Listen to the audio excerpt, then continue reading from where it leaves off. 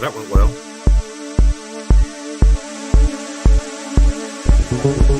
You know, that's why I have a producer.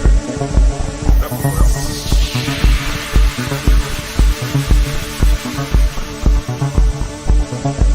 The producer's supposed to keep me from doing it.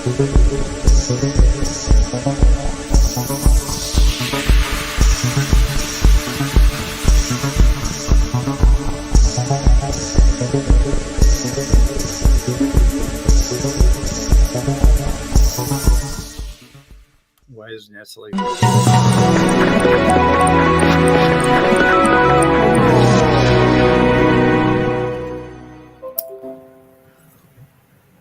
Well, so there. That was pretty professional. It was. I was very struck with how professional you were. It was pretty professional. So weather report for May 4th, 2022. Hey, you know what? I think I've been on YouTube for 2 years.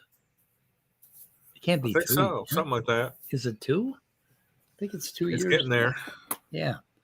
So it's been 2 years and we still only, I just we keep going between 529 and 530 subscribers. Back and forth, back and forth. Like, what the fuck are you guys doing out there? What is wrong with you people? What the fuck? Anyway, we found out you can't say son of a bitch on chat in YouTube, but you can say fuck all, and you can say son of a biscuit. But I don't know. Yeah, it feels like. And you can say SOB. Yeah, an SOB. I don't know. Who knows what their algorithm is. Of course, that was with separating periods. I wonder if you did it without the periods, if it would allow it.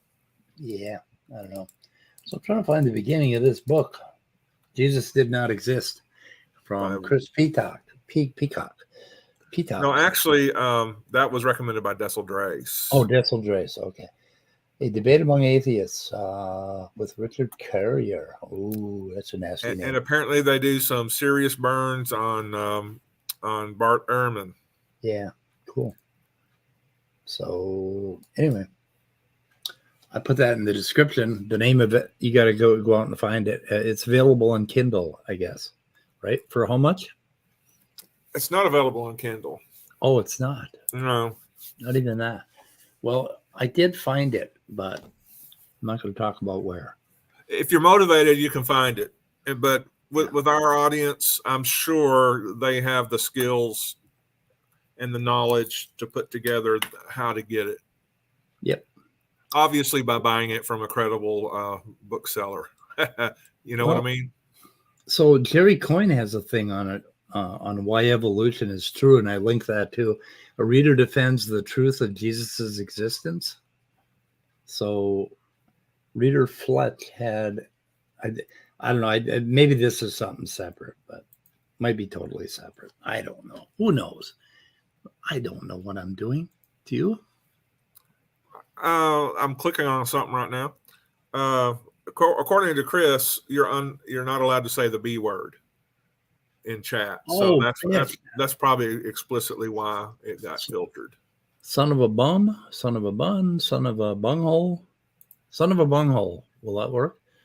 It just might. Yeah. Sounds so crazy. It just might work. Yeah. What's wrong with bitch? Probably just that's considered derogatory towards women. Oh, what about dogs? Dogs kind of like women. I don't know. My dog, Kira, really likes women. In fact, she prefers them to me, but she's stuck with me. It's no longer derogatory because, like if you say life is a bitch, you're not talking about women. You're talking about something totally different. So these words, okay, liberal. You get into trouble with words. So knock it off. Don't get yourself into trouble. Yeah. Okay. Yeah. But talking about. Yeah. Okay. It used to be that the conservatives didn't want us to say the seven words you can't say on TV, right? Mm-hmm. So then liberals, in the 60s and 70s worked their asses off to get all that shit changed, right? so that stand-up comedians weren't arrested. And now the liberals from the other side, the same people that got those 7 words approved, have found their own fucking words. And Steven Pinker makes the point that no matter what group you're in, you will find words that you can't say, and basically taboo things, that everybody needs a taboo. So he believes that that's why the left invented their own words to replace the 7 words you can't say. Of course, the big thing with those words, or many of those words, is if you address somebody as that word, it's especially offensive and derogatory. And who gives a fuck? Shouldn't be done in civilized discourse. You don't have the right not to be offended. I was offended yesterday with the Roe v. Wade thing. Man, was I offended. I can't believe I'm in a country where they are talking about going back to coat hangers and back alleys for abortions. I mean, what the fuck is going on, people? And that's just the start. The right wing is going to turn this into a dark fascist hellscape. Yep.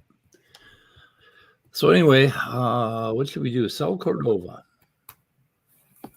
Saul Cordova. I've heard that name before. Yeah, he did a thing, breaking news, prokaryote with DNA and organelle.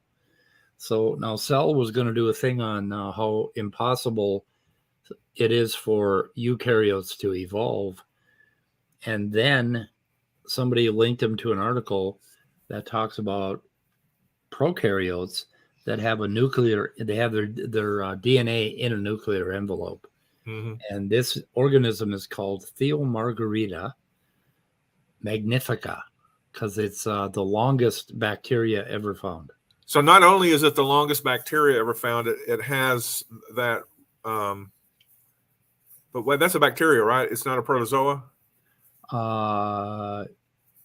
Same thing, kind of. So bacteria can be protozoa? Yeah, they're protozoans, yeah. So that's pretty cool. And so that's 2 things significant about that. It's the longest.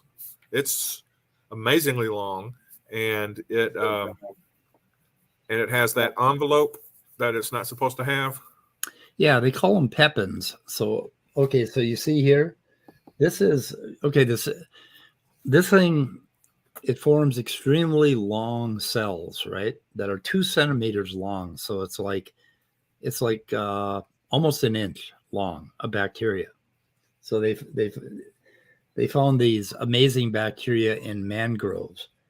And then they found out that they are mostly occupied by a central vacuole, which is full of water, which kind of sticks them out, so they tend to take on this pearly look. Basically all Thiomargaritas take on a pearly look. Margarita means pearl, like the gem, right? And I think I don't know if that's French or where it came from. But anyway, margarita ended up being a name and then a name of a drink, but it means pearl. So Thiomargarita means sulfur pearl, because these things eat sulfur. Okay. Wow. Yep.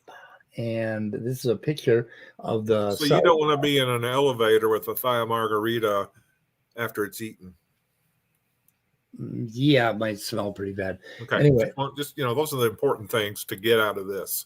Well, actually, they probably digest the sulfur, whereas we don't. So that's why we stink and they don't.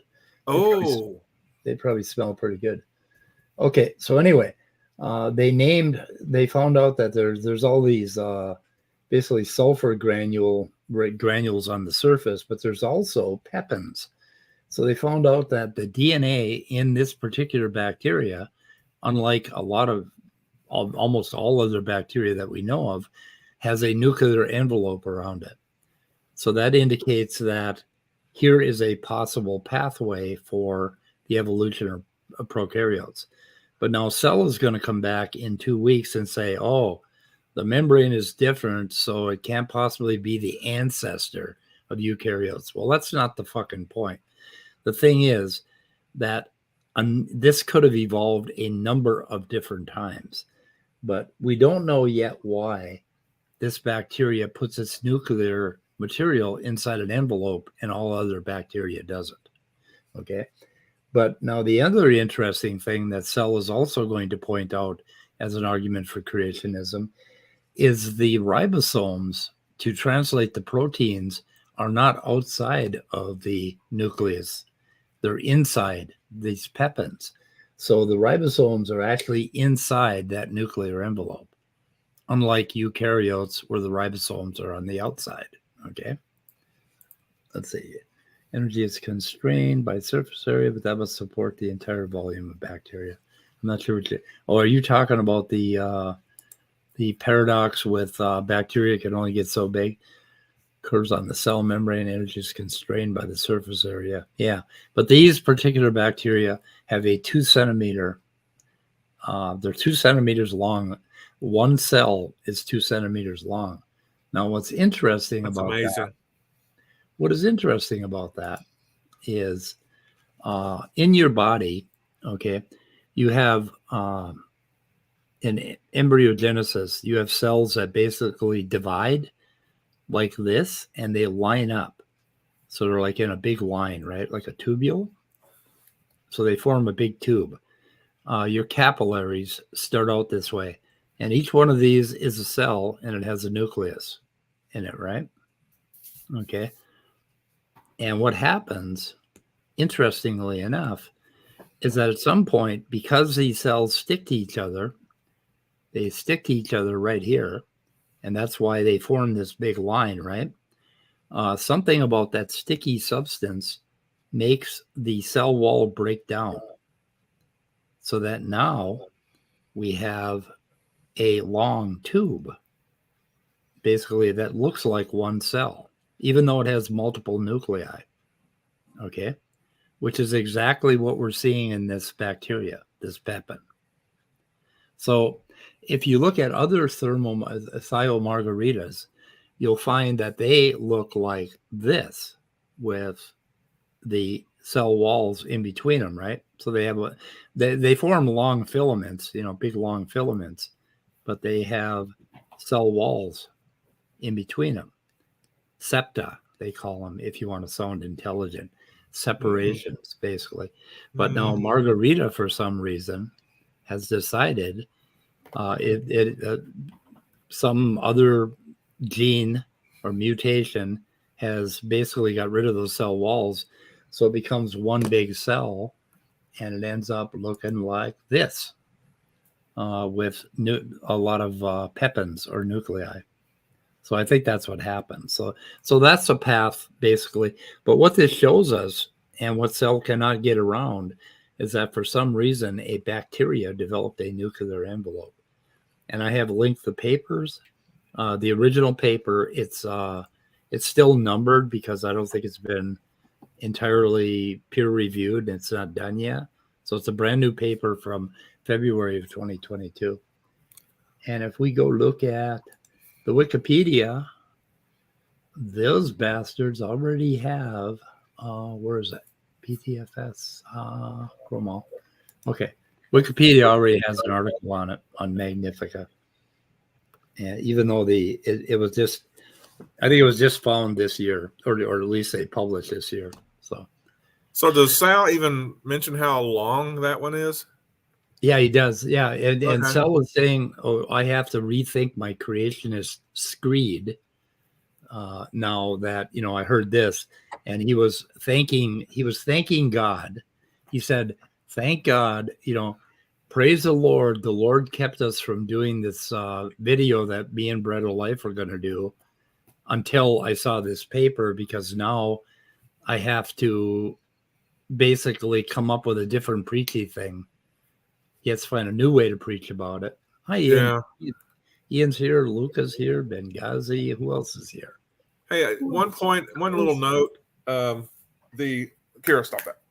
The description where you put Jesus did not exist, a debate among atheists. Yeah.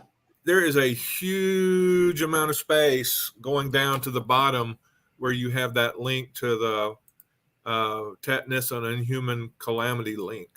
I don't know if you meant that. You may not want people to click on it or something, but it makes the like button hard to find. No, that was a a copy fuck up. That could just be, I understand we all get passive aggressive, but if you were unimpressed, with my link, I just thought you might tell me. But that's okay. I understand. But it might be more useful and helpful to our viewers to remember when I was swearing about the copy button, that basically the copy didn't work. The reason I was swearing is because that was my first attempt at copying that shit. Oh, okay. It actually copied a whole bunch of space, so I had that article linked twice. So there you go. Okay. All right. I have a reason for everything. Okay. And the thumbnail today, by the way, is from a video that's attached to that paper on Thiomargarita magnifica. And they do a little coloration and stuff, and they have a nice little 3D video where they show you the bacteria, the big, long, huge, dangly cell. But anyway, so this is something to watch now. Prior to that, they found another bacteria somewhere in China, and they got in a... Why am I echoing? I'm echoing. Oh, not echoing. Okay. I'm not hearing you echo. Yeah. They found a bacteria in China that had nuclear envelopes, and it had a couple other organelles in it. Unfortunately, they destroyed the sample, so they were never able to verify this thing, right? But we had talked about it earlier. So this is kind of significant. Now we've only identified roughly 7% of the existing bacteria, of which there are probably 100 million species out there or more that we don't know about. I mean, there's a lot of shit we don't know about bacteria. So as we find more and more of them, we're going to find more and more weird ass things like this. So this is like the creationists like to say, now is the very best time to not be a creationist. Yeah. They don't if it takes something like this to make them doubt some of their positions on creationism, my question is still, what took you so long? Yeah. There's just been so much evidence for so long that I just don't see how this tumps him over. Maybe he's been looking for a way to kind of save face about changing his mind. He's not doubting it. He's what he's doing is saying, oh, so we found something. Now I have to find a new screed to get around this. So I have to find a new way of preaching. And that's what his whole video is about.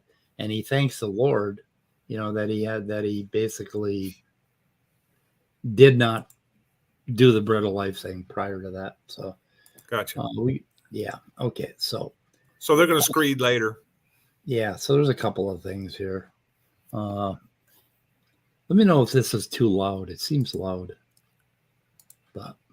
And the physical universe, and tries to reconstruct the history, whether there are miracles in the past. God has chosen to be mostly hidden from our senses. Dandikins. But I wanted to say, Jesus, already? No. I really wasn't paying that close attention. What speed is that on? That's normal. So speed them up. Bump up to 1.25 at least. Okay. You can actually do 1.5 with cell, I think. Should we try that? Sure. Okay. Yeah, our viewers, they have really fast brains. They can process this. The usual spiel I get from atheists is, well, God doesn't show up and reveal himself. God has rarely done that. Even in the history of the Bible, very few people has God directly appeared to in human history.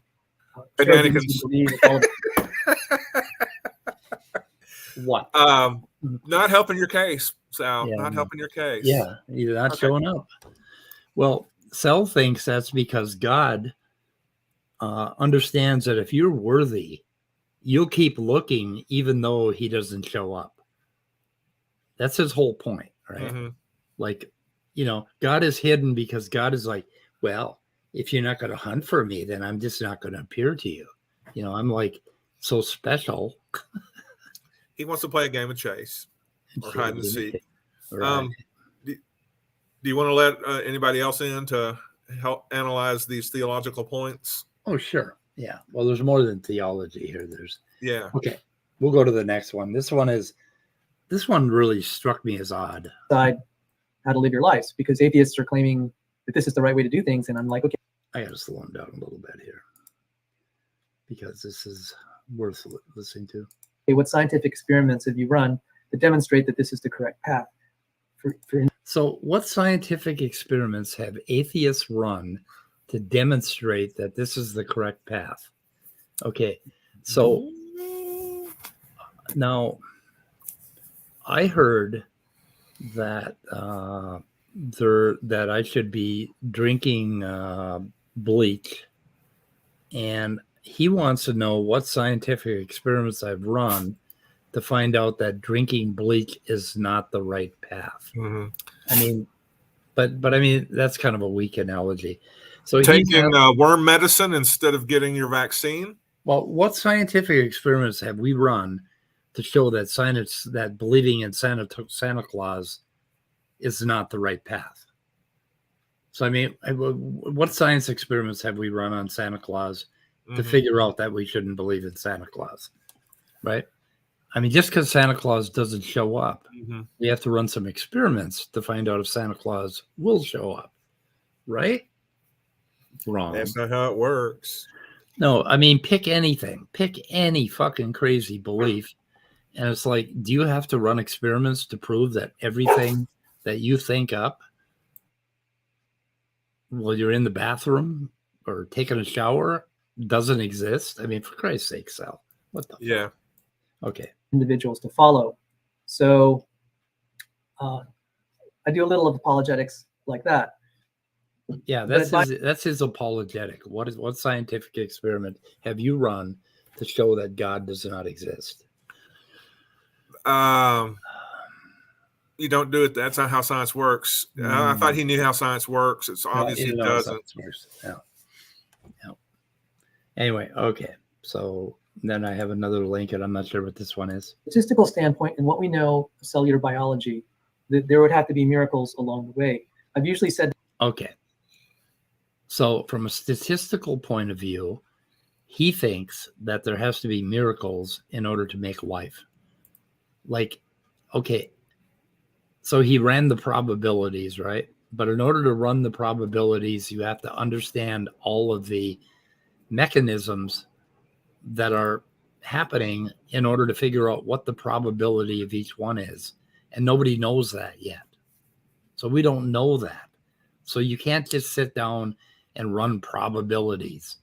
Like, you can run the probability. Like, what is the probability that I were to pop up all of a sudden fully formed in the middle of fucking Jupiter's moon or something? What is the probability of that? Pretty fucking low. But that's how his probabilities are working. That's the kind of work that he's doing on probability. He's saying, well, what is the probability that a protein pops up fully formed? 0. You know? Yeah, and probabilities, you know, just because you have low probabilities doesn't mean it's not possible. Well, yeah. And likelihood, you know, we live in a big universe, and rare things can happen. Right. So once again, not convincing, not demonstrating. No, but that's not how life happened. Life didn't just pop up fully formed. That's true. It formed through a series of very tiny, tiny little steps. And so he's just wrong about this, and he's wrong-headed about it. And anytime they say anything about probabilities or statistics, they are talking shit. They're talking out of their butts, you know, and they need to stop. They need to stop and think a little bit about what we're actually saying, because that ain't it. Anyway, I don't know what else he said. The big miracle is eukaryotic evolution. And I've been reluctant to, I said that's not exactly right. And this recent development has made it more urgent for me to kind of clarify the thoughts. Rather than going by major groups of organisms, it's better to go to individual systems. Okay, so now he's saying, oh, well, that didn't work for me. I've got to go by tiny, tiny little systems now. We got to think of something else, right? So anyway. To make the arguments. I've roughly said, I've almost emphatically said eukaryotic evolution, But now the lines of what is a prokaryote and eukaryote has blurred. Yeah. So we have some new research, and all of a sudden, your screed is not working. So now you got to rewrite it, and you got to get around it in another way. So he's a real clever guy. Re-screed. Yeah. And it certainly looks like there are transitional forms. And I've said conceptually there are transitional forms. I have, that is something, if anyone who's watched this channel, I've said to creationists, don't say there are no transitional forms. There are plenty in the conceptual sense. And we definitely see something here. And now I'm really glad I said don't use that argument, because here it is. There is this organism that looked like to be a conceptual transitional form. And this is going to be problematic because this is what kind of, did he say consensual? Conceptual transitional form. I don't know. It's a conceptual transition? What's that mean? I'm not sure if that's what he said or not, but who knows what he would say. But anyway, he's saying, okay, creationists, we got to use better, more clever arguments. We gotta basically put more wool on it. We have to sound more scientific. We have to see all those degrees on the back wall. In the earlier part of this video, he points us out and said, I got 6 degrees. You know, it's like, yeah, okay. 6 degrees of irrelevance. 6 degrees of irrelevance. There you go. That's what we'll call them. Anyway. Bacteria that has eukaryotic characteristics, but only like in the last 2 years, biologists were ripping me and saying, no, we didn't descend from bacteria. We descended from something more like archaea. So there are 2 kinds of prokaryotes, and I'm sorry to be throwing out technical terms, but you know, in the interest of time, I'm just going to. Yeah. Okay. So there's some shit going on between archaea, which is a very, very different branch, and prokarya and eukaryotes, and we're trying to figure out which one ate the other. And there's a whole lot of horizontal gene transfer and a lot of other muck-de-muck that went on. That makes it all somewhat controversial yet, because we're looking at the origins of life, or something that goes back a billion years. It's a little difficult to find. And he likes that. He likes when we're confused. So anyway, so then he talks about the article. Let's look at this. The article is here. You can Google it and find it. It says here, largest bacterium ever discovered has an unexpectedly complex cell. Giant microbe from a mangrove could be a missing link between single-celled organisms and the cells that make up humans. Yeah, that's stretching. But by definition, microbes are supposed to be so. Okay, then he goes ahead and reads it. I've linked that article, or not that particular article. I linked another article about it in my description, and I also linked the paper by the original researcher. I forget what his name is. His name is, what is his name? We can look at the paper. Volland. John something Volland. Anyway, so I've linked that, and we have that. And then I want to add a little bit here. And it just so happened, by God's grace, Bread of Life, Rebecca Davis and I were going to do a show on eukaryotic evolution. We never got around to it. And now I'm really glad, because this data point I was not aware of. I have to now modify that presentation, which she and I were going to do on her channel and mine. We have kind of a sharing policy in light of this. And then, are you with me, Scott?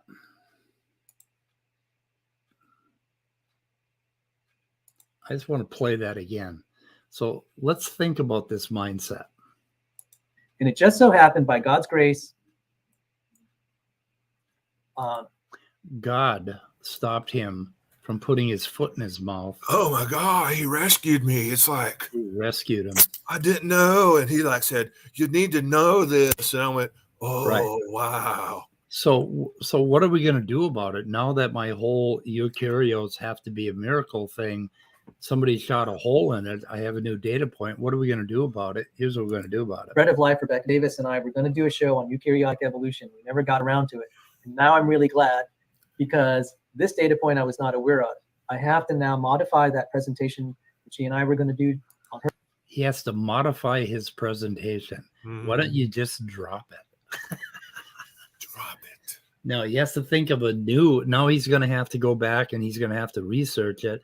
And he's going to come up with the things that I came up with. That, okay, the ribosomes are inside the nuclear envelope. That isn't the case with eukaryotes. And there were no nuclear pores and a bunch of other bullshit that he comes up with. And it says, blah, blah, blah. He's been wrong. Blah, blah, blah, blah. Now he needs to change this one thing. Just one thing. And here's what he's going to pull. I gave hints of it in my video of Steve McRae. You can actually visually see that there's not in any sense kind of an intermediate between, like, say, a zinc finger protein and the collagen.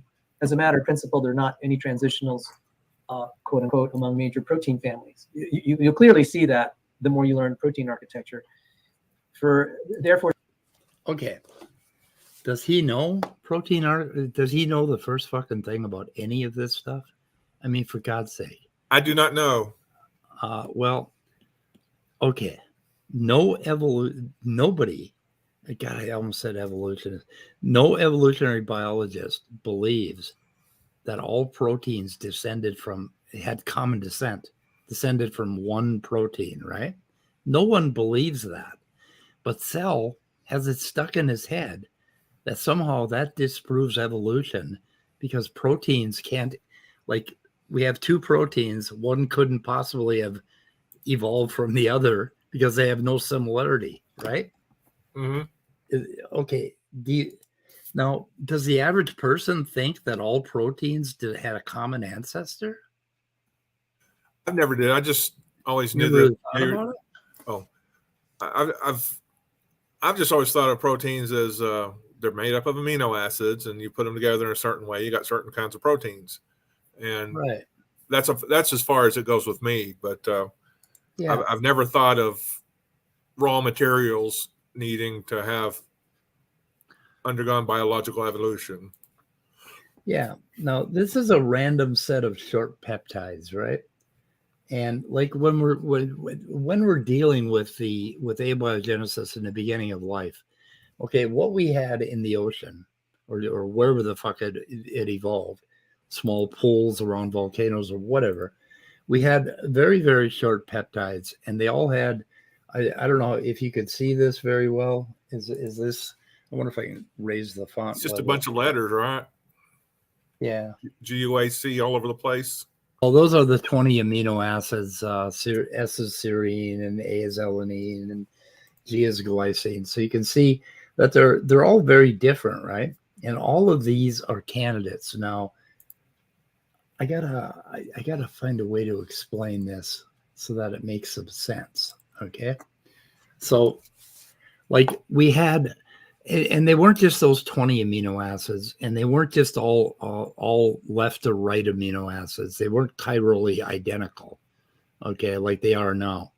There was probably 100 different amino acids, and they formed all kinds of little, basically short strings, and that was sort of the beginning of the whole thing, right? So we have all of these amino acids floating around, okay? So we have, and they're very different. Everyone is different.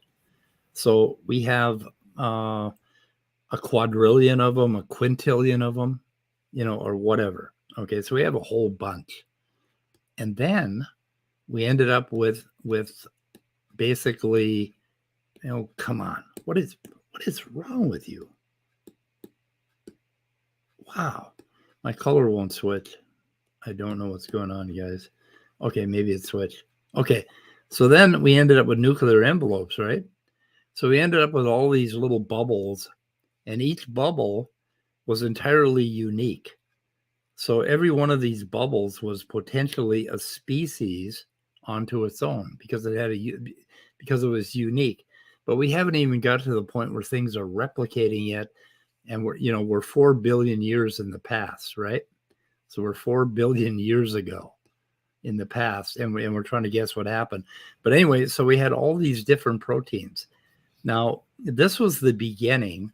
So some of these proteins, like this one, for instance, became a collagen, and this one became a zinc finger, and this one became something else. There was no common ancestor for proteins.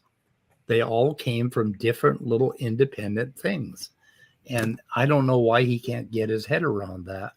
No one is claiming that collagen evolved from zinc fingers or vice versa.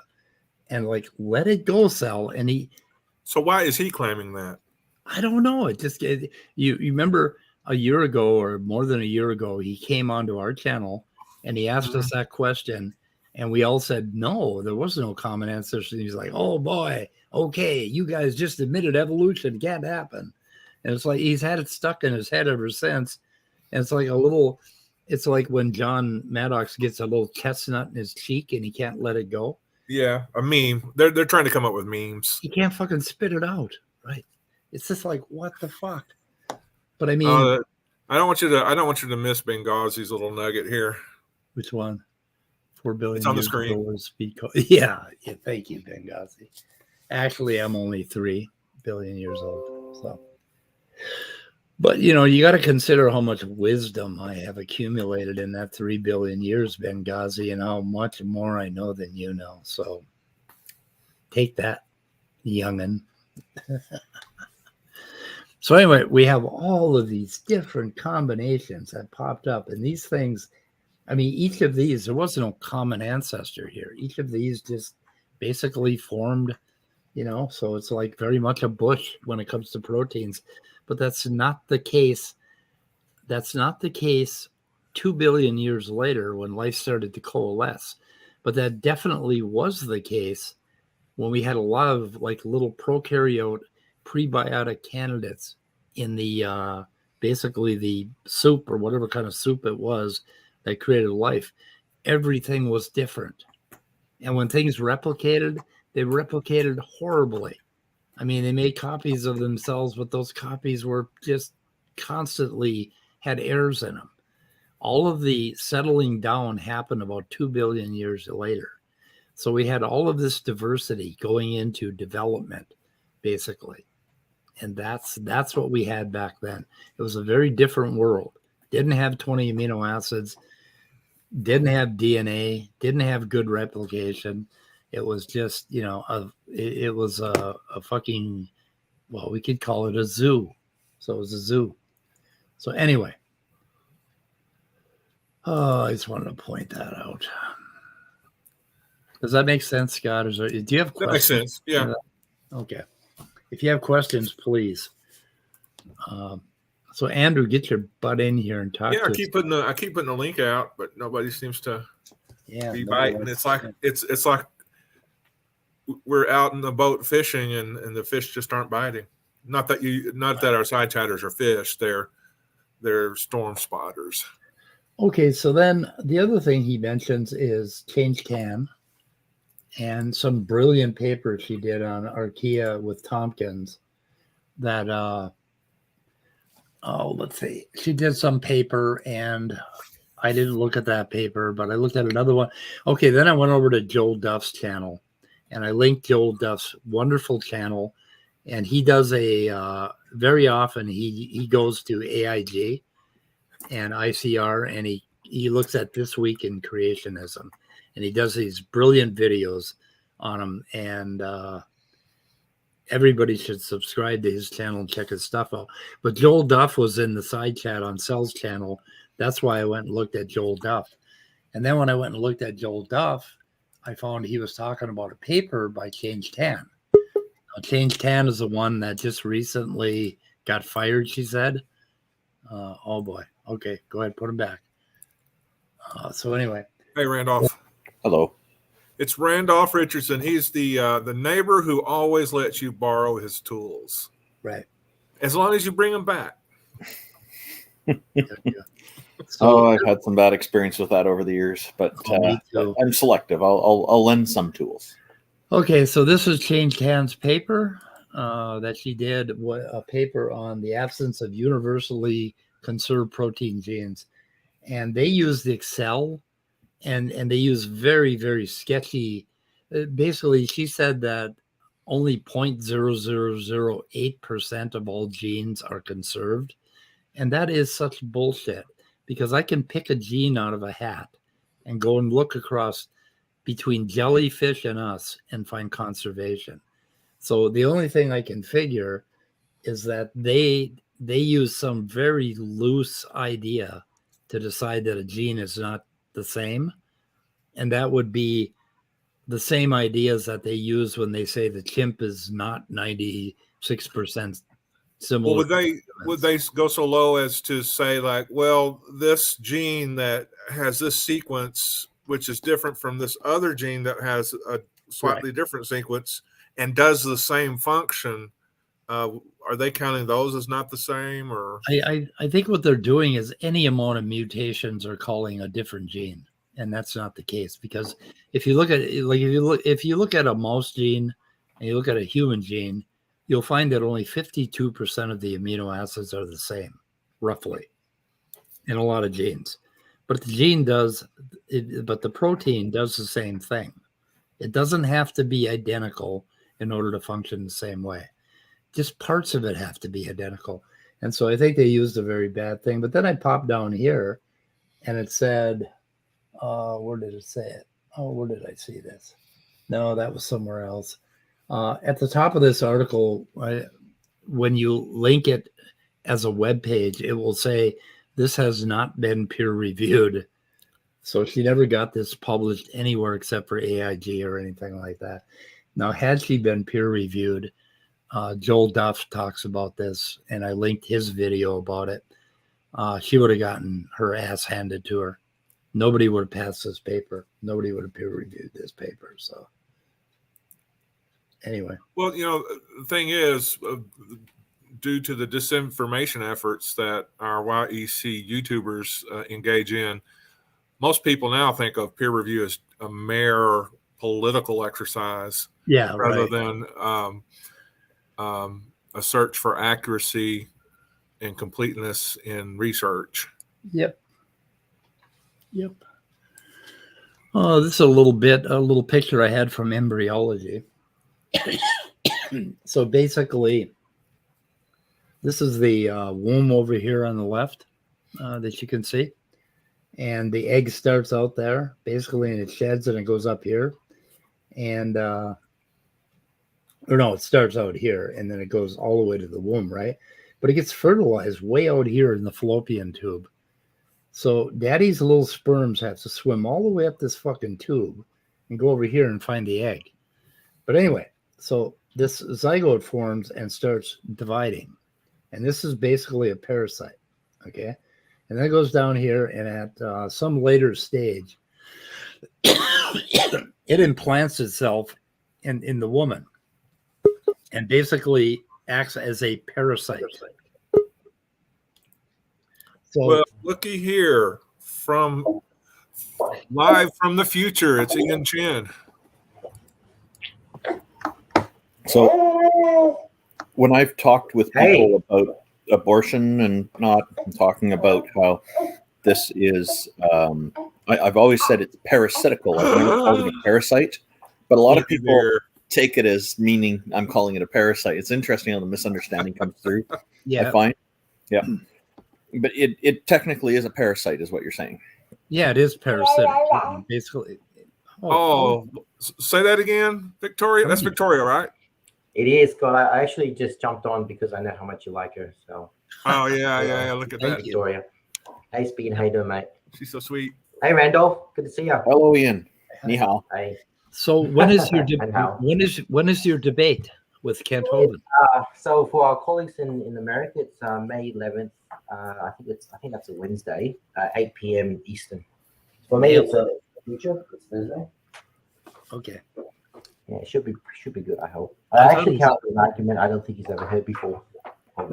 Modern day debate. I can get a meme out of it. You know how Conspiracy Cat had the I'm not prepared for that. I'm almost 100. I can get a meme out of it. It'd be great. Hey, so what channel? I hope you wear a colorful shirt. Oh, I've got it. I'll show you. I have everything all prepared. I've got my this. Okay. I've got my this. And it's a super. Oh my gosh. So you know who that is. And this is my Hawaii. Let me just. Here's what I found. Shut up, Siri. Just unblur it. So what channel is it on, Ian? It's in. Here you go. That's my Hawaiian shirt. Oh, great. Yeah. Oh, that's gonna be great. It's at Donnie's channel, SFT. Oh, it's on SFT, Standing for Truth. Okay. Okay. This guy. That would be fun. Modern day debate. I may be on in a week or so. We're Really? just trying to arrange details to debate with another Muslim. Okay. So were you scheduled to be on Standing for Truth channel at first, Ian? Yeah, I was, but Holman's got a Mother's Day thing. He sent me a message saying, "Can we delay?" Because he's taking a week off to see family. Mother's Day thing, which for his wife. Gotcha. So he's actually back on the 10th. So we made it the 11th. Come on, Victoria. Yeah, Nestle, that is interesting. I've seen a bunch of stuff on protoribosomes. The thing about the ribosome is that the active part of the ribosome is RNA, which shows us that it goes way back. And the proteins, like prokaryotes, have far less proteins attached to the ribosome, and eukaryotes have far more. And these proteins keep glomming onto the ribosome, and they seem to have something to do with its function. But hey, Speed, sorry to interrupt you. I'm just doing a bit of a show and tell here. I got a new cat, so I just want to show the guys my new cat. Yes, show the cat. There you go. Oh my God, what kind of cat? That's not a cat. Is that a hairless? It's called a kangaroo. It's a kangaroo. My friend, a rat. But guys, you know how much I love hairless pussies. So I got myself a hairless pussy, and I sleep with a hairless pussy next to me every night. There we go. Looks like an alien in the face. It does. It's got no hair. It's so cute. Yeah, my friend Kayla has two of those things, and I don't know why. They're actually so ugly. They're actually quite cute. Cheers to you in advance, Ian. I hope it goes really well. Yeah, I predict Holman's going to quit within 10 minutes. I'm actually going to try and pace it out a little bit because like I said, I've actually got a pretty good argument that I don't think the audience has heard before. So I'm going to try and pace the jokes a little bit. Right. Okay, good. Yeah. Otherwise, at least past my opening statement anyway. So yeah, he can leave after that. Yep. Oh my God, I'm not even going to put that up, Chris Peacock. Anyway, hey, I better go and feed the baby, but I'll be listening. Okay, take care. Hey, good to see you guys. Good to see you, Randall, Scott. Are you going to send me a new invite before next week? I will. I'll probably do it. Can you do Sunday? I can do Sunday. I can do Sunday. Yeah. I'll do it for them. Same time, Sunday. All right. See you guys. Okay. Take care. Bye. Sunday this weekend, I can probably tune in. The one after that's we've got that live stream going again. Oh, we're talking about having our usual phone conversation catch up thing. Yeah. Then I can't tune in. Yeah. We're not going to stream. No problem. Let's see. Characteristically semi-symmetrical, basically looking like it originated from two identical RNAs that dimerized into a ribosome. Oh, neat. Yes, I have to see that paper. I will. Thank you, Nestle. So, Andrew, what's up with you? You're on a tight schedule today? Yeah, I got some stuff to take care of. Gotcha. Why is most of your name blanked out? Well, I'm glad you caught that. Yeah. I guess for symbolic reasons, maybe. He's a redacted rational empiricist. You're redacted. Yeah. Well, you've been redacted on Cell's channel yet? Have you managed to comment on Cell's channel? It's funny you should mention that, actually, because I was gonna put in the side chat. I'm pretty sure, or pretty confident now, that I've been blocked on Cell's channel because I created another YouTube account and commented in the side chat there, and it worked like a charm. Yep. Oh, I'm hearing some feedback. Yeah, I'm gonna leave and come back. I'll be right back, guys. Okay. My dog wants to just now we can get out talk that door behind and his eat back. somebody.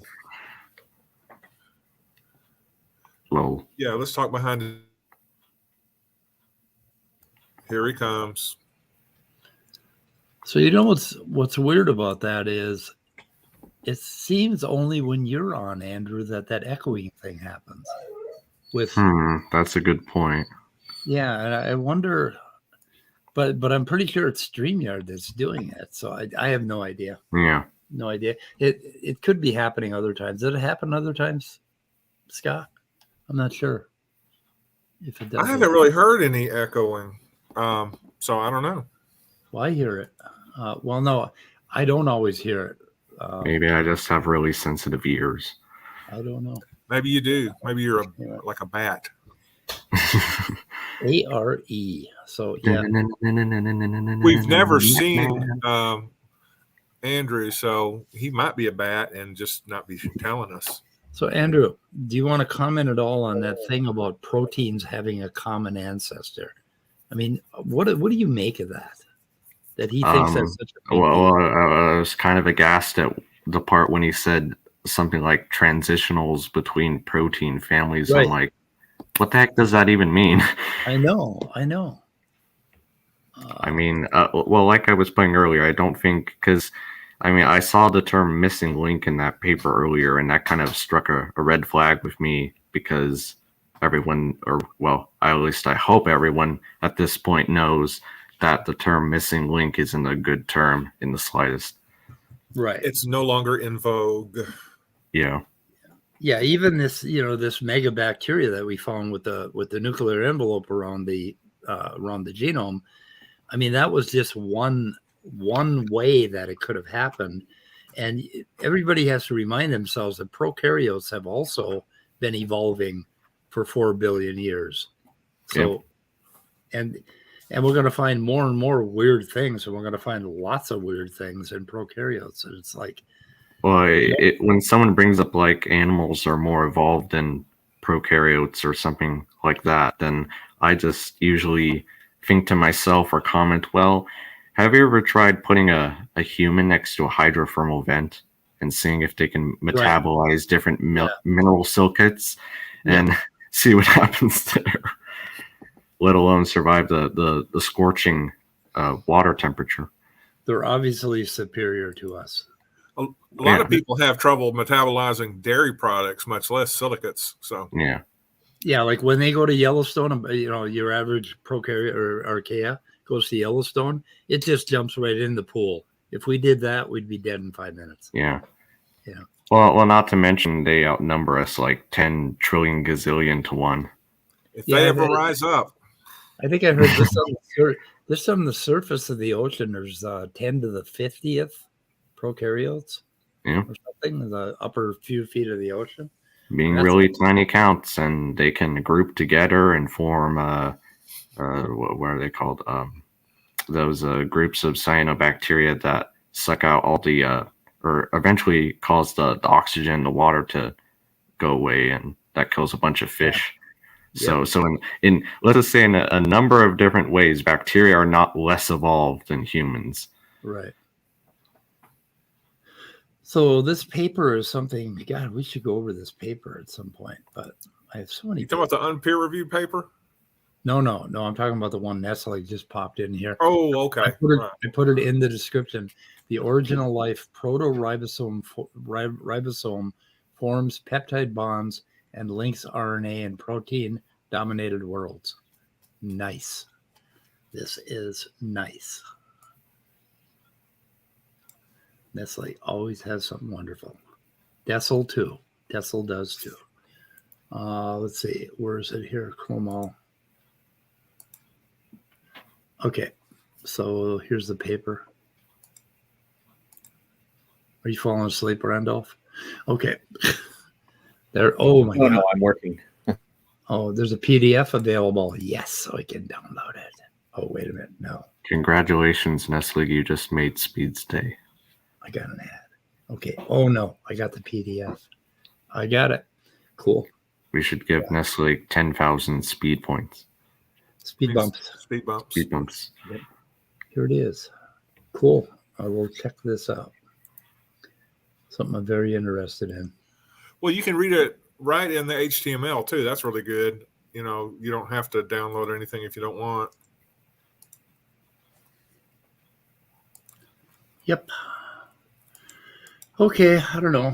The Cell just cannot get his mind around this idea that proteins didn't have to have a common ancestor, and I'm so shocked by that. He really needs to open up communication lines with people that disagree with him, so he can learn some things. He's listening to people who just know shit. I mean, first thing he does is he goes to papers by ICR or AIG or some group like that, and he looks at their. I know he looks at other papers as well, but you have to look at them first, seeking to understand exactly what they're trying to do in the paper. Yeah. And don't worry about what points you're going to make as a YEC or ID proponent. Just learn what the paper's trying to say or do, and then go back in and apply your critical apparatus to it. This is Joel Duff's video. He was talking about groups. Opposition from non-Christians. All right, then opposition from church liberals. Ooh. Right, then opposition from compromising Christians. Right, you notice that church liberals aren't okay. They're basically AIG has come up with these 4 categories of people that are opposing them. Non-Christians, church liberals. What the fuck is a church liberal? A type of Christian they don't approve of, I suppose. Yeah, this is whatever they don't approve of. Yeah, that's all it is. But then what is a compromising Christian? They affirm all the minute doctrines of the church, but I mean, it's a code word for theistic drink beer evolutionists. on Saturdays at the ball game. Yeah. So which one of these are compromising Christian? Isn't it? They like the idea of people compromising. Like they talk about this being a sense of wisdom or something. I see compromise. Well, by not non-compromising, they mean people who do not follow the exact same logic as AIG.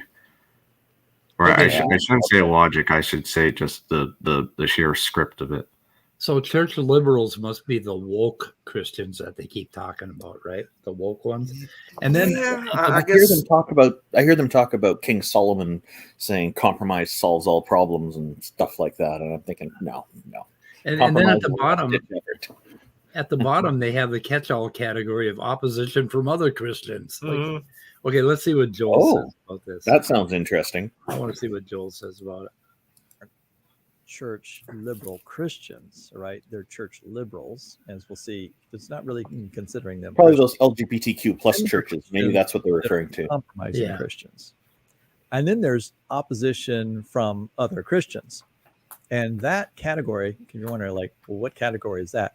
That category is individuals that are young Earth creationists, or at least, say they're young Earth creationists. However, criticize aspects of the young Earth creationists. That makes sense. Particular Ken Ham's view of young Earth creationism. In other words, it's the divisiveness and the criticism within the young Earth creationists. Oh, from ICR. Yeah. Right. Okay. The compromising Christians are ones that appear. So it's basically they're defining Christianity as young Earth creationism is what they're doing. Is the context here. Right, because hard to figure. They aren't following the young Earth paradigm. On more positive news for Answers in Genesis, Ken Ham tells us that they've reached. Okay. Then he goes on, but he does this week in creationism, and it's really, really good videos, and he edits it together well. He's got, he talks well. He's really worth checking out. Dr. Joel Duff, linked in my description. I mean no sincere offense to Dr. Duff here, because I do respect his opinion, but in all honesty, when has any news by AIG ever been positive? Yeah, 10 million guess. I don't know. 10 million people. That's my little nitpick with what he said. Yeah. 10 million people have gone to that atrocity, that ark. And I'm guessing maybe 9 million of them were Aaron Ra. The Aaron Ra clones are duplicating. Yeah, or other atheists. Yeah, hard to say. We had to go out there. We had to all get together and rate it. And see. But it's just it looks so boring. I mean, it kind of does. I don't see any point of number one. You'd have to go to Kentucky on purpose. Yeah. Number two, you'd have to go to the Ark Encounter on purpose. Yeah. And all the people of Kentucky have said about me personally, you ain't right. You ain't right. They keep saying that to me. Everybody from Kentucky, when I talk to them, they tell me, you ain't right. You mean intellectually they disagree with you? And yaint is one word and right is another. Yaint right. I don't know. Yeah, what's Scott saying? Do they mean you're conservative or that you're intellectually? They don't understand a fucking thing I'm saying. Okay. Zero. Yeah, they just don't get me. It's it's like I'm from another universe, Minnesota. Minnesota. I think that's it. Anyway. Okay, so what are you up to, Andrew? Well, I've gotten some I have emailed some astrophysicists because do you remember that paper Sal brought up about the supernova time dilation? Because that was really intriguing to me, and I want to kind of look more into it. And I guess I'm still kind of looking into it, but I found some well, the majority of the people I've emailed, let's just say, have been a bit critical of what the author in that paper was putting forth. Like something to do with well,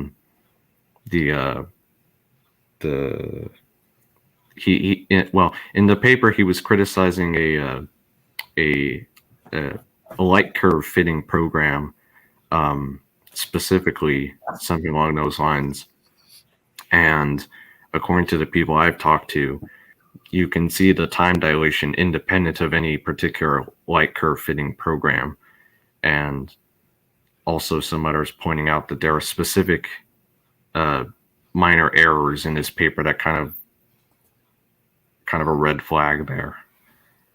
Yeah, I saw something yesterday on basically the galaxies moving away from us, and they plotted them all, and they come up with the Hubble constant, right? And they all fall on this line. Yep, basically. That's the Hubble diagram. Yeah. Yeah, and they would not fall on that line for any other reason, right? It wouldn't be that clear what they're doing. There are some so-called tired light hypotheses that kind of explain, or that try to explain that by suggesting that as light travels to us, it interacts spontaneously. Or actually, that brings up another topic that I'll get into in a sec. But basically, as light travels to us, it interacts with dust and other materials along the way, and it loses energy. And because of that, its wavelength gets longer. Therefore, it gets redshifted. And so, the more it interacts with the material over time, i.e., the farther it travels over time, the more material it interacts with, the more redshifted we see it. But photons don't lose energy, do they? Right. That's kind of the point here, is because, well, you can in some sense say, and this is kind of gonna get a bit technical here, so I want you to bear with me. You can say that in a sense, how you define conservation of energy depends on your particular frame of reference. So, for example, if I'm on a train and I have a table and I put I don't know, just any object, let's just say a glass of water. By the way, I got this information from an astronomer named Brian Coberline, if anyone wants to look into that. Basically, if you have like a glass of water on a table on a moving train, you're not going to see it move. So from your perspective, the energy is conserved, except the amount of energy is zero, or the amount of kinetic energy is zero. Now, from a person from a different frame of reference, say on the train track beside the moving train, if you had like Superman vision, you could see the glass of water actually moving. So from your frame of reference, it would have its energy would still be conserved. So the conservation of energy is still maintained, but the amount of energy, kinetic energy it has, is non-zero. So how you define the amount of energy something has depends on your frame of the observer's frame of reference. And here's the thing. according to the expansion of the universe model, that's kind of what's happening here. So from our perspective here on Earth, the galaxies in a different frame of reference, or a kind of co-moving frame of reference as they're moving, quote unquote, away from us. Is more technical than that, obviously, but from our perspective, they appear to be losing energy. The difference with that and the tired light model is that light, according to tired light, is spontaneously losing energy with interactions. So rather than it appearing to have different energies depending on frame of reference, it's inherently losing energy over time, which is by some unknown mechanism, and that's the crucial difference. Does that kind of make sense? Well, if a photon is absorbed by an atom, if a photon strikes an atom, there's the amount of energy a photon has never changes, right? It's quantized, or is it? No, wait a minute. Wavelength. You're right. Okay. So it would have a different amount of energy depending on the wavelength. So because Sal brought this up. The energy is related to wavelength, but as I said previously, again, the frame of reference is what ultimately determines how much energy it appears to have. The energy is always conserved in different frames of reference. It's just I know it sounds counterintuitive, but the within a particular frame of reference for an observer, the energy is always conserved. It's just that the amount of energy can differ between different frames of reference. Okay. So yeah, it's kind of complicated, but that's the reason why tired light is different from the light losing energy on its way to Earth due to expansion of space. Ribosome is a record of protein folding. Interesting. Is nestling still okay? Okay.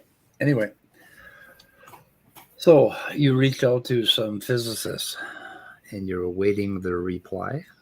Is that what's happening? I already got replies. I'm just kind of sifting through them. Okay. Well, cool. Awesome. How much time do you think they took in drafting the replies? Well, they were kind of not too detailed replies, but obviously some of them did read the paper I linked to them. So okay, so I trust their opinions. The freak is bringing up sheep. One of my favorites. You're already weak-minded sheep, us atheists, lined up against the shearer. So apparently we're going to get shorn. Explain yourself. Weak-minded sheep is an accusation that comes up once in a while from people who are following a religion. I find they talk about atheists as being the sheep. Yes, they've got their own pastors and priests who are referring to their own congregations as a flock of sheep. Right. Your pastor's telling you you're whoever's doing the shearing, make sure you tip them good. Okay, they work hard and they don't get paid that much. So tip your shearer. The idea, like my experience with atheists, is that the type of thinking is really all over the board. So I don't see the kind of thing that is common in religious circles where people are all kind of following the same line of thinking because they're in the religious context anyway. So we're not following all this stuff. So I don't really see how the analogy of calling a sheep even works in the first place. Yeah. Well, you know how the conservative politicians go, "Wake up, sheeple," or whatever, Okay. Yeah, basically we're outside their fold and we need to wake up. And whenever a presenter is using some kind of put down to get their point across to their audience, I tune out. I have no interest in that. I think, why does this presenter feel it necessary to insult people who are in their audience? Why can't they just talk generally? Like, it says a lot about their disdain for their own audience when they do that. What the hell does this mean? Stars are not okay. Second opinion. I don't understand this. We already knew that stars are unconscious. They're not living things. Not until they'd be made to testify against any that would worship. What is he talking about? What does that mean? I don't think stars, unless you're talking about like Hollywood stars, I don't think they're eligible to legally bear witness. Yeah, so I think I've heard of people being sun worshippers and all this. If that's what they're referring to, just because people worship something doesn't mean it's conscious. Well, correct me if I'm wrong, but like, aren't in the Bible stars are like individual things or souls or whatnot? Okay, so DeFreak was reacting to somebody that said he religious. Sorry, I have to go. There's stuff happening here. I'll talk to you later. I wish I could stay. Thanks. Oh, okay. Thank you, Randolph. It was good talking to you. Okay. So somebody else wants to call religious people weak-minded, and I'm sorry, but that might have been me. I never banned, just follow speed rules. Okay. I don't think people that are religious are inherently weak-minded. There's something wrong with the way they think. Yeah, I guess in certain cases. I mean, believing in a 2,000-year-old text that has been, like, somebody was talking about the Old Testament and how, where the hell did I run into that? I just ran into that yesterday about the King James Version and how it was put together. It's really weak. I mean, the whole thing is weak. And it's a text, it's like an archaic text that they use as their first evidence. Like when Sal does science, he tries to fit the science to that old book, which has been copied and translated. And there's something wrong with thinking like that. I'm sorry. But people that believe in God need to learn how to think a little bit differently. Well, there's a statement of truth in that, and that the history of science has shown us that when we favor old books over new knowledge, the consequences can be a bit dire. Right. For an example, like you can, or just look up the anatomist Galen of Pergamon and Vesalius or Andreas Vesalius, things like that. So examples like that. If you don't know who I'm talking about, then look it up. Yeah, I had a copy, a 2016 textbook called Developmental Biology by Barisi. And just the other day, I found out that there was a 2020 version 12, and I was going to spend $200 on that book. Kira. Just because 4 years in developmental biology makes a hell of a big difference, let alone 2,000 years in developmental biology. But they're going by a book that's 2,000 years old, and I'm not even satisfied with one that's 4 years old. I mean, for Christ's sake. I do have that. Well, in a very real sense, scientists and people like us on YouTube are like little children always asking questions and always saying, give me more, give me more, give me more. And, in fact, this is that probably sounded creepy, didn't it? I'm sorry. No, didn't sound creepy. Not really. This is a picture from that book, I believe. Cool. Ooh, nice. Developmental biology. Yeah, that's the thing. Anytime I look at a paper or a book or whatever, I'm always looking at the publication date just to, ask myself the question, okay, if I read this or whatever, am I going to be absorbing out-of-date information, or is it going to be exactly. latest, or how much more research I'm going to have to do to assure myself that I can get the Do you see that? latest, greatest?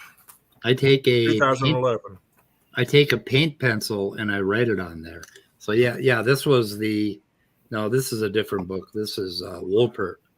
So this one I drastically need an upgrade on, but they haven't produced a new one since then. 2 of 11. And then, but every one of my books have that on them because I paint them. So this is the old developmental biology, and I just scored the new one. So 2016. That's sure. Old text. You don't follow old text. Follow new text.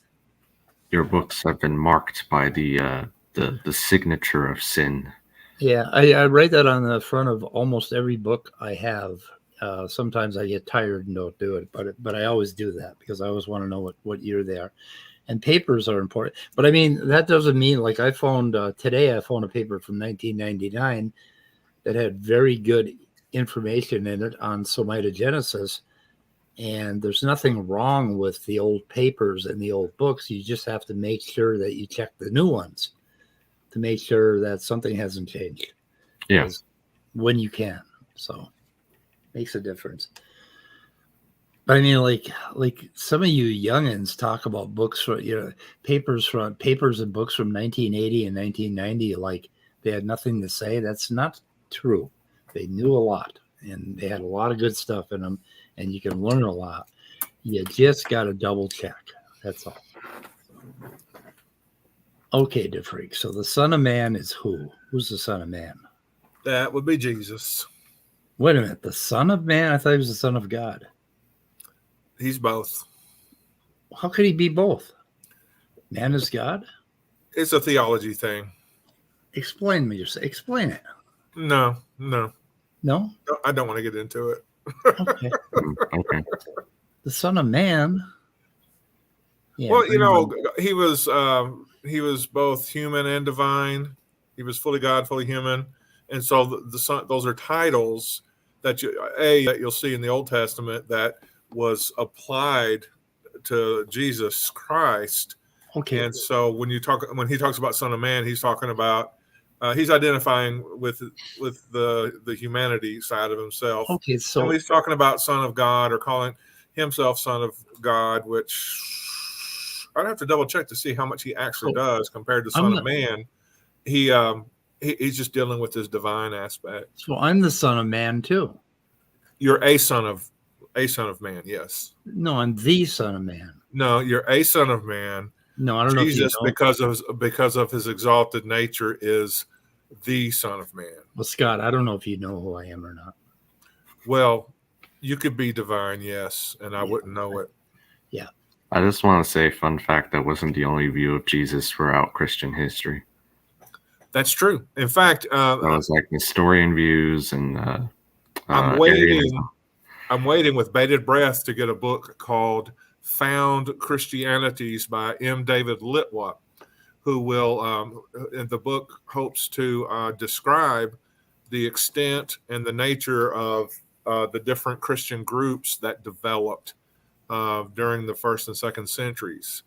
And it looks like it's going to be fascinating. But yeah, they have all sorts of different viewpoints. And I'm reading another book of his called Jesus Deus, where it talks about the ways that Jesus was proclaimed was also to make him seem consistent with Mediterranean deities. In other words, there were myths about the Greek gods and other gods, and how the literary formats used to deal with Jesus for various groups was based on Mediterranean deification proclamations. So there were all sorts of different views of Jesus. You're absolutely right. And I took a long time to say that, but I'm just going to say, you're right, Andrew. You're right. Okay. Well, you're right. You're right. You're right. You're right. You're right. Here's a true statement. I'm always right, except when I'm wrong. There you go. Yep. And I'm probably wrong a lot. I'm always right, except when you avowedly misheard what I said. So this little picture is about the Supreme Court decision. Wait, what? The Supreme Court thing on Roe v. Wade. You know they're trying to overturn Roe v. Wade, right? Supreme Court. Yeah. And that's going to leave it up to every state. So people that live in Texas are going to have to go 1,000 miles to get an abortion. But anyway, this is a developing embryo. This here is your neural tube that folds down. This is the notochord, which is something that's really important in some very primitive type fish, basal fish. Okay, not primitive. Thank you. Okay. And the surface ectoderm, And these are where the muscles develop. The dermomyotome basically is where your skin develops and your muscles branch out that myotome. Syndotome, which is basically your cartilage. And then sclerotome, which is a whole bunch of other complicated stuff that comes out. But this is this is probably a 4-day-old embryo, kind of a cross section of it. But anyway, that's also from the new book I got, Barisi. But it's the same illustrate. No, this is from a paper, actually. Sorry.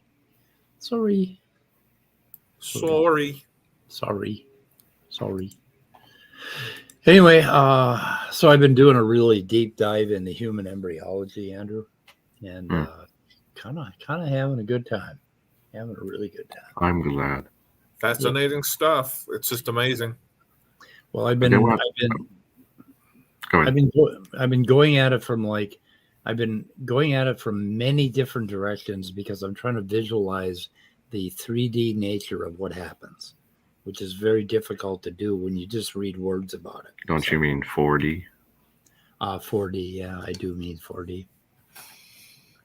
But I was afraid. See, this is why we need Andrew here. I was afraid that on our toes. I was afraid that I'd sound like a fucking intellectual snob if I said 4D. So. Don't you know that's the worth living part of it. I'm trying to make sense of this. What the hell is going on in chat? Lol. I have no idea.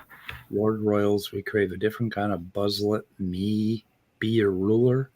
You can call me Queen Bee. I don't know what the fuck is going on. He's talking to Brainbug. I know. If we are still talking about Sal, yeah, I heard him, or I think it was one time when he was like angry at me or something, like, or he was irritated, that he said something like he didn't value phylogenetics or something along those lines. I forget which video it was, but I distinctly remember him going off about that. He didn't value phylogenetics. Interesting. Yeah, something like that, or that like he didn't think it was as good of a science as whatever else he was showing. You know, I just don't happen to value creationism, so that's true. Yeah, that shit's just not adequate for scientific.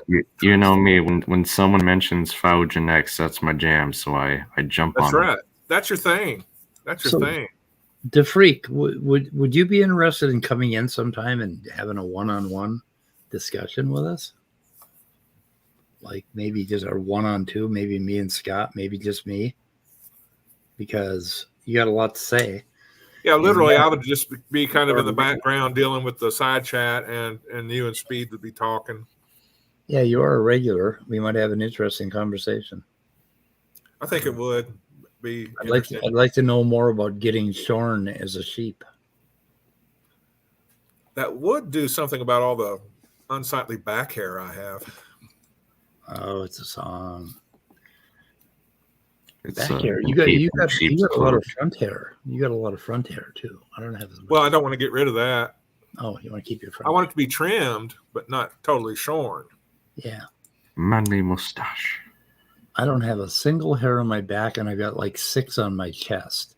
And the ones like I had 12 when I was like a teenager, but I burnt them off in a gasoline accident. Was that back when they had lead in it? They had lead in it, yeah, but it didn't seem to. It burned pretty well. Remember, yeah, I don't think the lead affected the flammability. Yeah, I was on fire. I was definitely on fire. Flaming flame. On fire.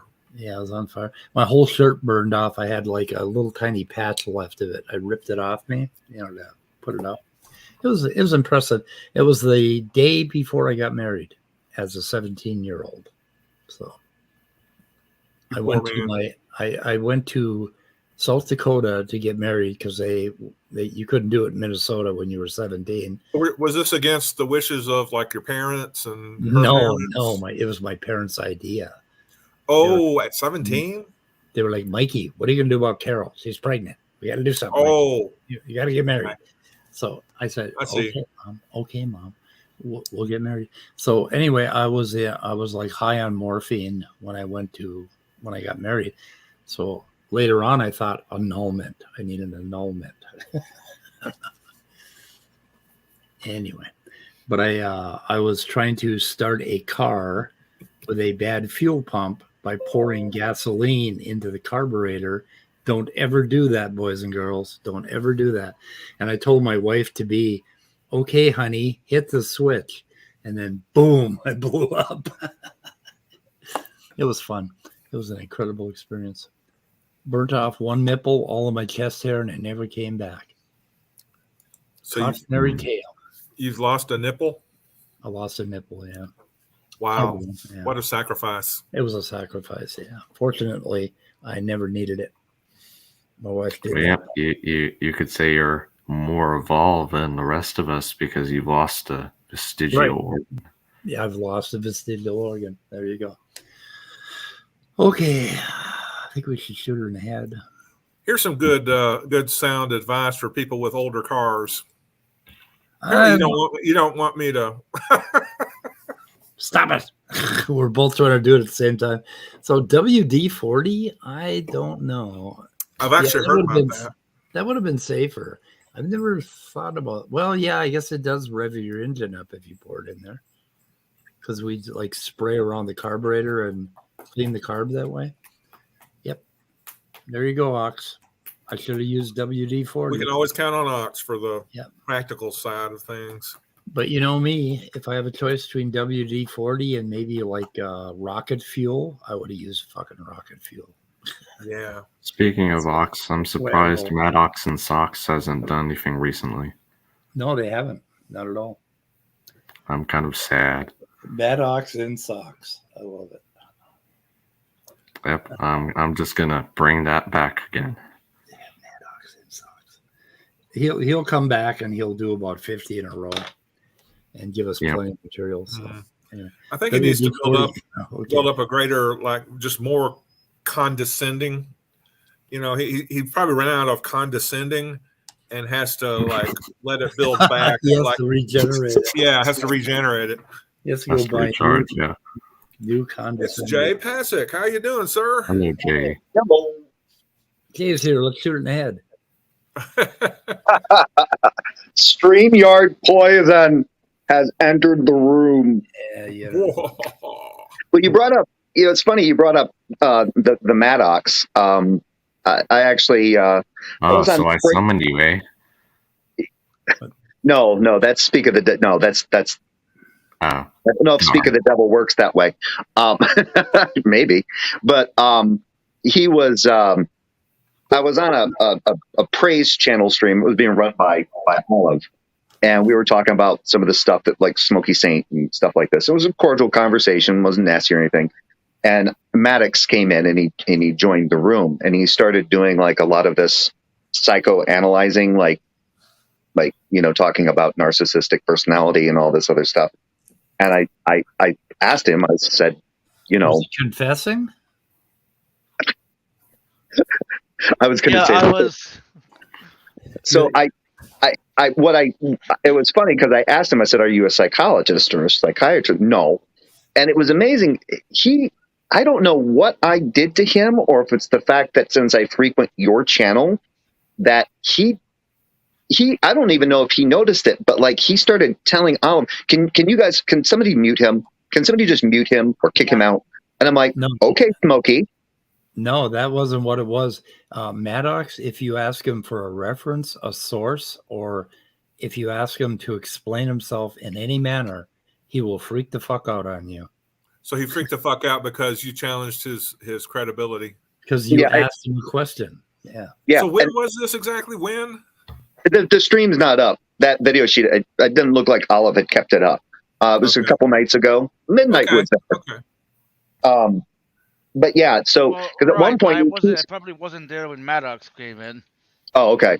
But yeah, he even accused me of insulting him. He goes, "Yeah, you called me a jackass. Remember?" I said, "I haven't insulted you yet," and then I insulted him. Good. Said yeah. I do remember having a conversation with Tom Reed, like the lawyer, and I was like, oh no, sorry, Bob. Rob Reed. Rob Reed. Yeah. Yeah, and I was like, I almost got it wrong too. I said Bob I'm first. out. I know I'm out. He was just. Sorry to interrupt you, Jay. I know you're telling your story. No, I'm done. Oh. Well, Rob. When have I ever called you a jokester, Jay? You jokester. Some people call me a space cowboy. Like Rob Reed was trying to say that that everything from like what we know about photosynthesis to like the expansion of the universe was just a fairy tale, right? It's just something we believe on faith. If he said that about the expansion of the universe, I'm going to go off on his. Oh, please do. He thinks photosynthesis. 3D clown action there. Wait, he thinks photosynthesis is just something we believe without evidence. Photosynthesis. Yes, he called it science of the. He called it science of the gaps. I shit you not. If look, maybe I'm wrong, but I don't think so because I was there and I listened to it, and I wish I was wrong, but. I mean, I could somewhat understand expansion, but photosynthesis? Yeah, but does he think of pollinization? Does he think that just? No. See, but no, Jay. He thinks that the life processes are supernatural, right? They're supernatural. I'm like, I try to explain to him that, that's just. He's one of those. Yeah, I try to explain to him that that's just physical processes, and he said, "Yeah, don't get me wrong, it's amazing, and it's able to do that, but it's physical processes." And then it was midnight. You know, it's going to really blow his mind. What? Tell him how trees make oxygen. How they don't actually consume oxygen. They take in carbon dioxide and give off oxygen. I bet that will blow his fucking mind. So but then he'll ask, how do you know that? So he believes in essentialism, like basically that life has some sort of essence or whatever. Yeah, that's what I was thinking. I think so, and he just thinks that life is like supernatural. What happens in the universe is supernatural, right? It's like. I think God controls. I don't know. Keeps you from reading up on stuff. That's for sure. Well, yeah. So Jay, just to clarify, did you say plants do or don't consume oxygen? No, I said they take in carbon dioxide. They give off oxygen. Yeah. Oh well, they kind of do actually use up some oxygen though. Oh, in the process? Oh, okay. Yeah. Well, actually, because they have mitochondria too, so they need it for cellular respiration. Andrew, either way, you get into the details, he's going to fucking freak out and say that's just science of the gaps. How dare you? Yeah, I'm just being nitpicky here. It's very stupid. It's very. So Jay, does this look like you, Jay? No, but it looks cool. Yeah. I think at a party together, they would either try to outcompete each other or have a nice conversation. But not both. Yeah, that can happen, especially if you're drinking a lot. Yeah, night plants suck up a little oxygen. The universe cannot exist when two J's are in the room. They will have a nice conversation and then just punching each other. What does this mean? He's never. Okay, there's already 2 J's. The freak didn't listen to the first part of your story where John was making a comment. And that's why you asked him if he was a psychologist. Man. He was psychoanalyzing people. Well, you guys want to hear something trippy? The freak thinks I'm Will Kincaid. No. Wow. Oh yeah, I saw Will Kincaid got I only watched like bits and pieces. He didn't get fired. Will Kincaid got fired from his job as he didn't. That was just the title of the video. Shut the fuck up. He got fired from his job at the ice cream shop because he was like serving ice cream to little girls and trying to kiss them. Oh, okay. You were making a joke. Sorry. That's what I got. Joke. That's what I got out of spotting around listening to his videos. See, I would get fired from an ice cream shop, but I'd get fired for like consuming too much of the inventory. Yeah. Anyway. No, you get fired for studying a religious cult. Okay, Comstock. I cannot. The real reason Will got fired from the ice cream shop is because he misunderstood the term double dipping. Yeah. What the fuck? Jesus Christ, Jay. Double dip Dave. So I used to work with a guy. He thought it involved his testicles in a thing of ice cream. So we used to work remote for banks around the country, and there was a guy who decided, oh, I'm going to work for 2 banks at the same time. And he got caught. So we called him Double Dip Dave forever. It was pretty cool. Now, is that like a policy thing, or is it a but okay, that you can't be a double dipper? That you can't work for 2 banks? There might be that too, because there's a whole, well, no, that'd be like a copyright thing, but it's not that. It's just that he was conflict of interest. He was billing both banks at the same time for the same hours, and he was. Okay, these banks they pay you about $12,000 a month, so he's pulling in like $24,000 a month. Well, he got away with it. Like, amazing. Wow. I really like Command Cyborg's comment here because it's deep and it is physically true. I like that. Yeah. What happens in the universe stays in the universe. Yeah. The only possible loophole for that is, like, what if you end up in a black hole and somehow get destroyed? Would you go to another universe, or parallel universes, or you transcend? You know what it is now to transcend space and time, and you end up on the back end of the backside. By the way, Jay, backstage. I'm backstage in the universe. Help. Do you want to answer De Freak's comment here, or should we let this one go? I can't see. I can't read it. The screen's too small. Jay, tell us how Rage got that info we were talking about. Question mark. Red Fang. I already told you. Okay. Red Fang. I'll reset. Just a quick fun fact about black holes, since someone mentioned them.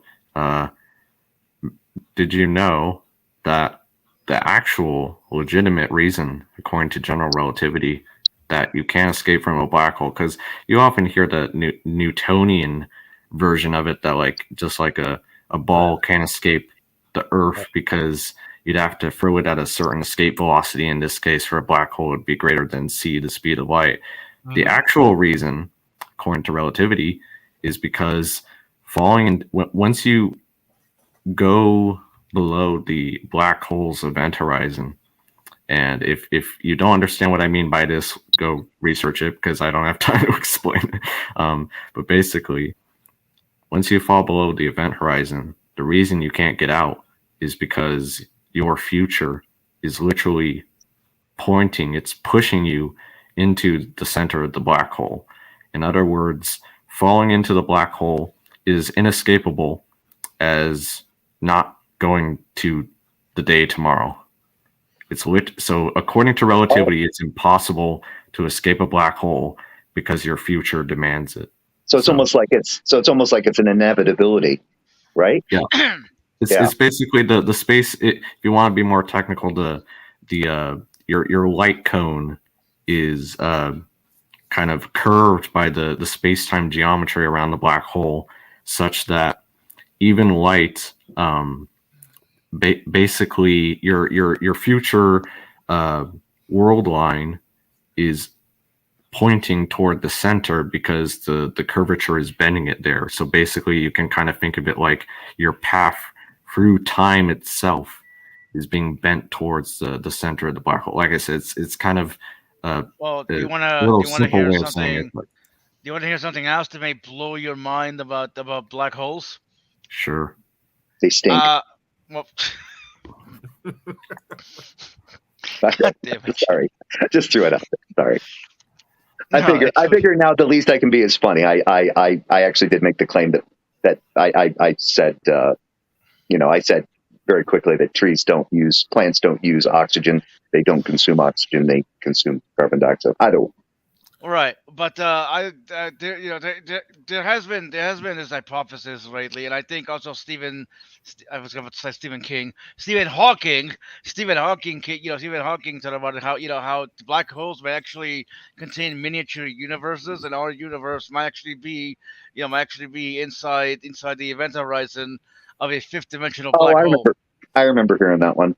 Yeah, it is very interesting, because if that's true, then every black hole every black hole in our universe I'm not sure. I'm not sure whether every black hole will have its own universe within, or it's just specific cases. I don't know if Well, that makes sense. Not to go back to something, not to change the subject, but I want to go back to what the freak asked, because I did tell him this before. Now I'm wondering, because in this chat he said he pretty much concluded that I was Will Kincaid somehow. You gotta summon him, Jay. He's Beetlejuice. Stop. And so I just played along. I just started playing along that I was Will, because he was convinced I was Will Kincaid. That's 4. Nice. But that's 3. but now that he can hear me, maybe now he knows that I was fucking around with him. But so here's the thing, DeFreak, if you're still there.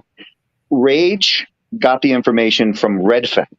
Red Fang got the information from Praise I Am, from Praise the Discord server. The reason I know this is because Rage shared the same information to me at the same time that he shared it with Rage, along with my brother. So what is the information we're talking about? The Joshua Marks Rebel shit that came out over a year and a half ago. Oh, yeah. That's it. Smokey kind of like gave his channel to Will or something and started Yeah, they swapped. Yeah, it looks like they did kind of a swap. What the hell? Because there's a Smokey Saint live channel, but it's only like 196 subs. I think that's Will Kincaid's old channel. I was hoping that Smokey decided to be embarrassed enough to go away. But apparently not. I don't think he has that kind of self-awareness. Not that kind of self-awareness. It's like shit. I don't know. So rolling back, just like curving back to your comment about Maddox and the whole psychology thing, who was he referring to as a narcissist? Smokey. Oh, Smokey. Okay. Smokey. Yeah, he was, he was doing kind of this long-winded thing, but I think the problem with the problem with this is I always get speculative, but it's like sometimes I hear people throw around the term narcissist so much that it starts to lose. It starts to lose any kind of importance as to what it actually is. It's like if anybody acts out of turn or acts in a particular way that's disagreeable or they seem selfish, oh, you're automatically a narcissist. And it's like, well, not necessarily, right? And that's what I get. It's fine if people want to speculate on the possibility, given the person's temperament and all that. But if we're going to do that, if he's going to do that with Smokey, I can turn around and do that with Maddox with the way he behaves. So. Yeah.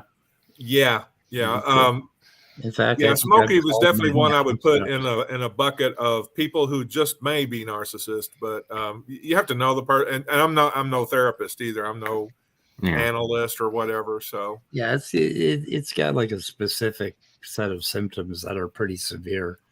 I have a specific set of symptoms. Yeah, I had that once. I had to get that make me a nightmare for a person like you. I had to get 6 penicillin shots. I will find you. Yeah. Anyway. Well, it was funny because Veckel came in. Veckel was in there as well, and he was basically trying to not talk about Smokey. And I said something about how I'm like, well, you don't have to necessarily talk about Smokey, but you can talk about the experience and what was learned from that experience and dealing with this individual and the behaviors and stuff like that. And Veckel just kind of blew that off, and then Maddox interrupted and started giving his psychobabble. And I'm like, dude, I have a wife that's a school psychologist, and because she works as a school psychologist, she doesn't do that. She doesn't throw around mental, like, oh, that person's a narcissist, or oh, that person's bipolar. She knows better than that. Jay, people. No, I just wanted to say people like Maddox make me look bad because I like talking about psychology. Well, talking about is one thing. Labeling a person like that and going into that into the way Maddox was presenting it, it was like he knew, and it was like he had it all figured out. And like, yeah, Smokey Saint really is this narcissistic personality disorder and blah, blah, blah, blah, blah, blah, blah. And I'm like, you really should be careful of doing that, because even professionals in the field of psychology and psychiatry don't do that. Yeah. They can speculate. You can speculate, but again, the speculation amongst professionals is still very, very limited. And so what do you think we should do as laymen here? yeah, you can possibly say there might be some narcissism there, or there might be some kind of borderline personality disorder or something like that. Sure, speculate away, but don't rubber stamp it and say, "Yep, that's what they have." Don't do that. That's just dishonest, in my opinion. I mean, I'm looking at psychology right now in my college course, and I can tell you, well, what I found so far, just like you were saying, it's not that clear cut. It's very messy business of defining what's a psychological disorder and what's not. It definitely is. It's Well, not then easy. you have and then you have spectrums, you have degrees. Yeah, I think we're all on some kind of a spectrum. I mean, basically, we're all very. Yeah. I was trying to think what is wrong with Smokey. I can't quite put my finger on what's wrong with Smokey. I would just say he's a very abusive.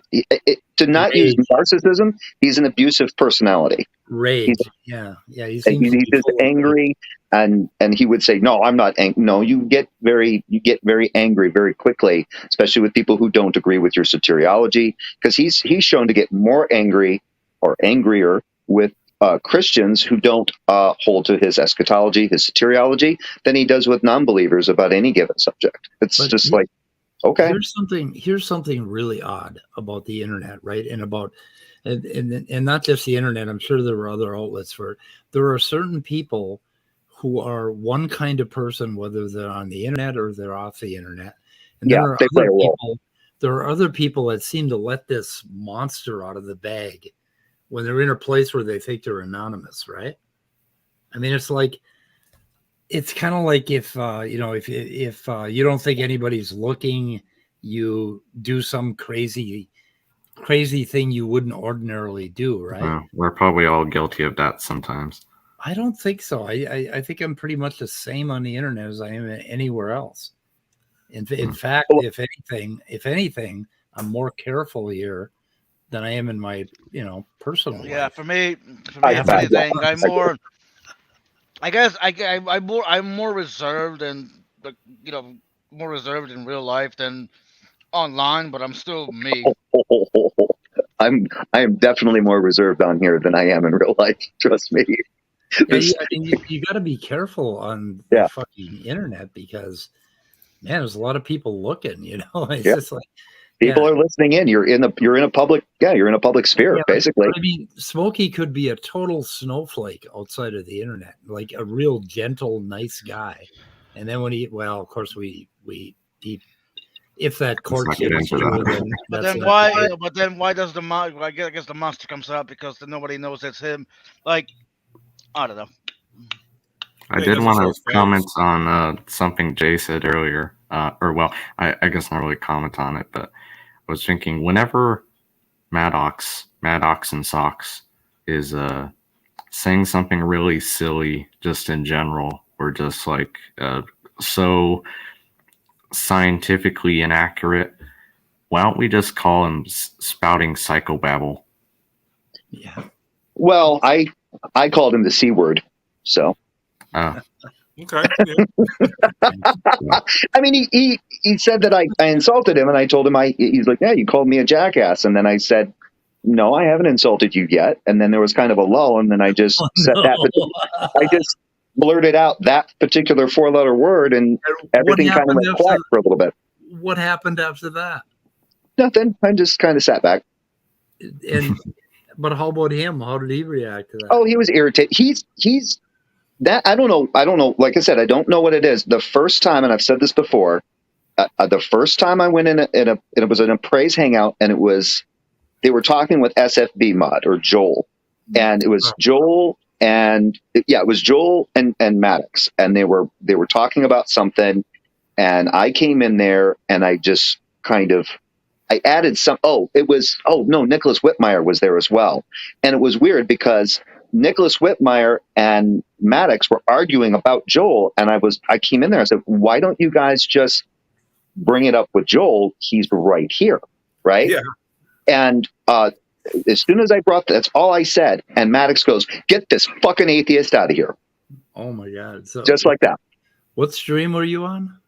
It was on Praises. This was a while back. Oh, okay. Yeah, this was a long time ago. Oh, get this fucking atheist out of here. Nice. Oh my. We got to shoot her in the head, guys. Is it time? Oh, you're gonna go walk yourself.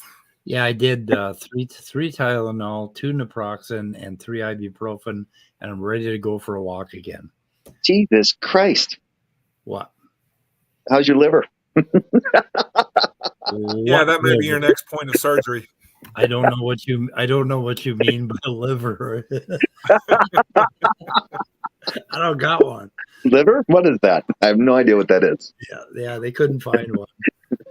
The liver's kind of like a filter almost, the way it works. If it's like a clogged oil filter, it's just in the bypass valve stage now. It's just raw shit going through. The fucking reason I got rid of it is because it kept filtering all shit I wanted in my bloodstream. Yeah, that's kind of inconvenient, isn't it? It's inconvenient. I mean, Christ, that is the reason why you come down from drugs. Your fucking liver. Yeah, your liver breaks everything down. Same with alcohol, which is a fun thing.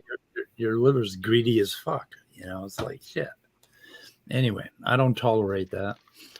Time to shoot it in the head, guys. Okay. Pesky fucking thing. Don't need you. Okay, guys. I just want to say we here in ANA appreciate Jay for coming on and adding some laughs. I try. But I always appreciate Jay. Yes. Okay, dudes, we're gonna leave, and so whatever, we're leaving. Goodbye, cruel world. Goodbye. Goodbye.